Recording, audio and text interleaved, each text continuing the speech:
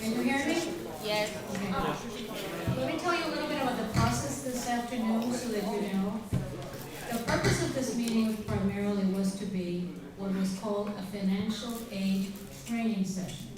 That is a forum to train students on what information you may be missing from your files so that we can explain the process on how to complete files. Brenda will start out with that. But we also know that we want to take this opportunity to tell you the most up-to-date information we have about financial aid. I will also try to do that. And so that we will tell you additional checks that we have now processed, and then we will have an opportunity for you to ask individual questions. Is that clear about the process then? We will start with a training session that will approximately be 10 minutes. Then we will tell you about the process in terms of a new roster of checks that we have received and up-to-date information about that, and then we'll field your questions. Okay? Brenda, you're on. And then we'll also have an announcement from the Royal Council. Okay, I'm also going to ask our Vice President of Student Services, Mr. Gordon Poon, to join us, as will Noemi Ornelas, our Financial Aid Supervisor. I'm going to go over the student handbook, and I'm going to briefly go over it because I know you have other Q&As too, questions that you want to ask, and we want to make sure we leave time for that. So you'll get a handbook in just a few minutes, so if you can bear with me. For the sake of time, I'm going to go ahead and get started, okay? And so let me just first also say that we are still dispersing checks every day. Not more than 5 minutes ago, I got a new list from our district of checks that were just dispersed yesterday, Tuesday. 58 additional. So they're coming in every day. They're coming in every single day. So I want to reassure you of that, okay? And so, yes, I'm sorry. What about grades? Because a lot of people have failing grades this semester. Let me briefly go over this. As I mentioned, I'm going to briefly go over the handbook, and then we're going to give you time to also ask questions. Some of the questions we may not have answers to right away. If we don't, we're going to do just as we did at the last forum. We're going to develop a Q&A based on your questions. We want to make sure that by the end of this week, the questions that you may have that we may not be able to answer today will be answered, okay? All right, so your handbook should be coming.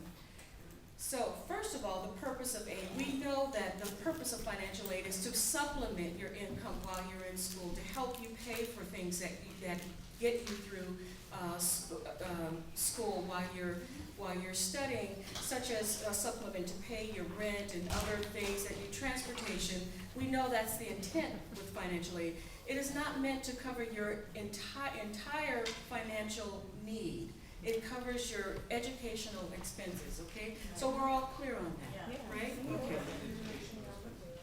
Okay, so, and we know what it takes to be eligible for financial aid. Once again, remember this meeting was called to talk about eligibility for financial aid, so bear with me if you already know these things. Some people may not.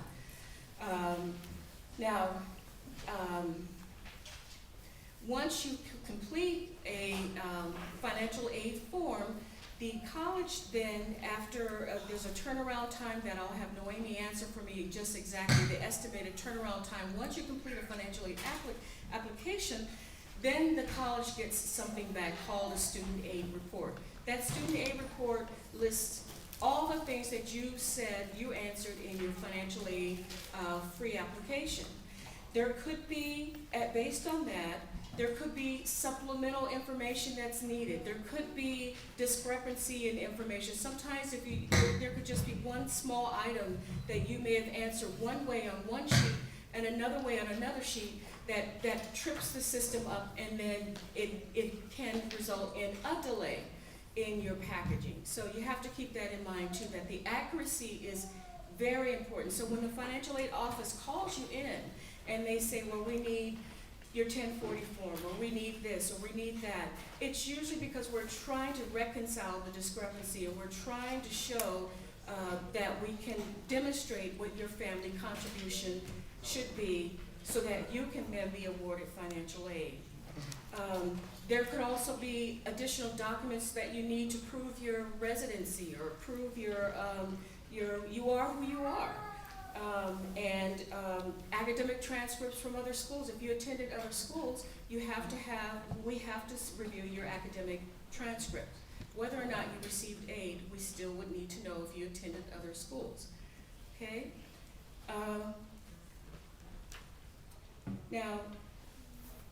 Cal Grants.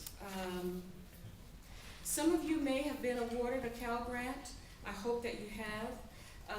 And the majority of you, if you have, you've been awarded a Cal Grant B. What we're working on now is having Regent. We all know Regent, right? We know the glitches we're having with Regent, but also with respect to Cal Grants, that information has to be uploaded into the Regent system as well in order for us to disperse that Cal Grant check. We are working on that as we speak. So at least the Cal Grants, if you've been awarded one, should be coming shortly. Okay, and one other item I'm going to discuss before I turn it over to our Vice President is loans. Some of you have been waiting and waiting and waiting to apply for loans. We all understand that in order to apply for a guaranteed student loan for a Stafford loan, you have to first be packaged for financial aid. In other words, your family contribution has been taken into consideration, and whatever that amount is, based on that information, then you can apply for a loan. Okay? And so many of you have been awarded aid now. So if you're interested in applying for a loan, the new financial aid specialist, supervisor and I are coming up with a way so that we can get that ball rolling ASAP. And what I mean by ASAP is we had hoped we had a short week this week. We'd hope to get it out maybe by Friday, but it'll probably be Monday. And what I mean by it'll be the packet of what you actually need to complete a loan application, and also the loan workshops, because you do have to attend a loan workshop. If you already attended one earlier in the semester, just make sure we're aware of that. And we'll, if there were some loan workshops that were done at the beginning of the semester, not very many, but there were some. And so you won't have to repeat it if you've done that already. Okay.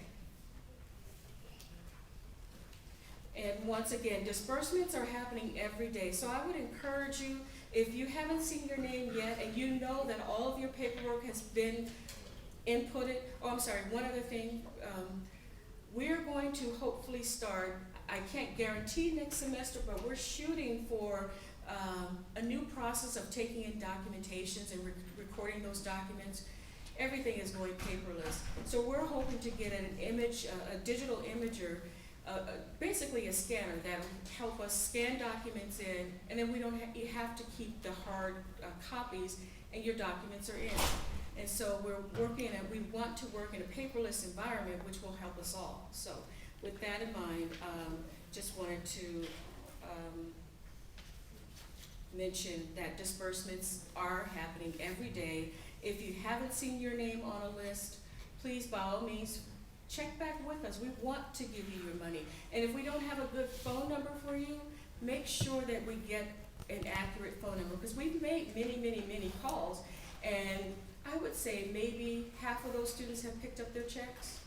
Okay, so if you know that you're one that maybe your address or phone number has changed recently, make sure we know. Okay, so I'm going to turn it over to our VP to quickly talk about satisfactory academic progress. Can I mention a total, because we want to have the total of how many checks we have dispersed. On Friday, we had on the list of disbursements 246 checks.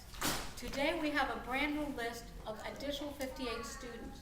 So again, so you get a sense of the total number of checks that we're processing and receiving here at our college. Having said that, the total number for us is pretty much 650. That does not account with whatever application you have for Stafford loans. And the reason why the conversation gets confusing is because sometimes we may be saying, but I haven't received my loan, but I haven't been able to apply for my loan. We're talking at this point about the Pell Grants, 246, and some additional 58.